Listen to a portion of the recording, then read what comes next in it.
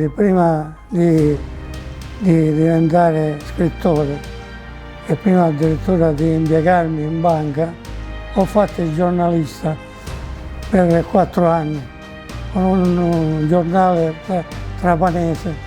In più avevo anche acquisito la corrispondenza con il periodico, anzi il giornale di Roma della Democrazia Cristiana, che voleva notizie sulla provincia. E quindi per questi 3 anni io ho fatto tutti i mestieri che può fare un giornalista. Ero segretario di redazione, sono stato inviato, sono stato corrispondente. Mi occupavo di cultura generale, per cui facevo la mia terza pagina sul giornale nel quale scrivevo, che era Il Faro. E poi mi occupavo anche di sport. Naturalmente, parlando di sport, nella nostra città c'era il Trapani che giocava nella Serie C di calcio.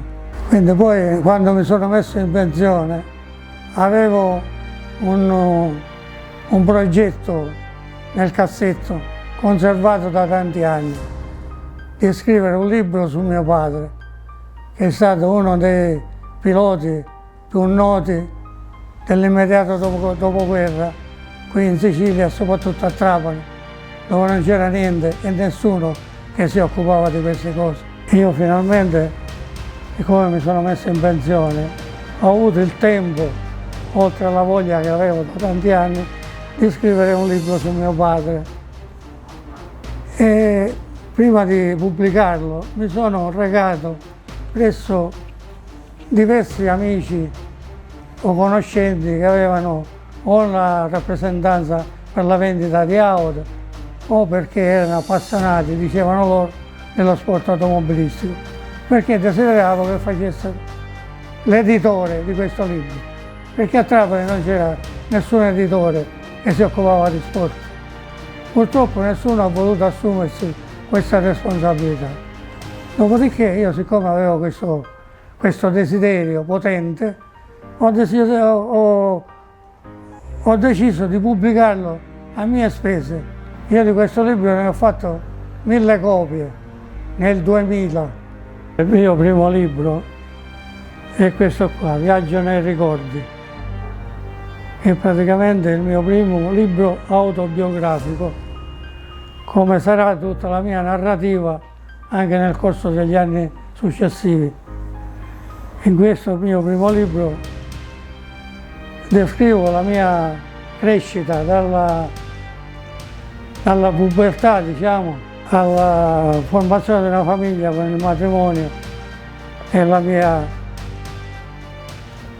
finalmente ricerca trovata di un lavoro a tempo indeterminato, che avvenne in banca praticamente, in un istituto di credito nella mia città. Questo libro ha ricevuto 3 primi premi letterari in 3 diverse città d'Italia.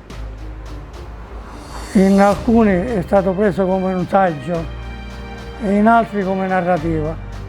Secondo me si tratta sia di narrativa che di saggistica, che esiste in tutti i miei libri, perché io ho fatto il cronista della mia storia, della mia vita, e l'ho sempre contestualizzata, cioè occupandomi del tempo e dei luoghi e dei costumi del tempo. Io da tempo desideravo scrivere un libro sulla mia città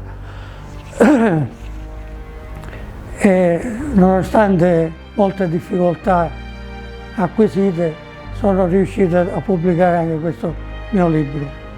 Anche questo mio libro ha preso molti premi letterari.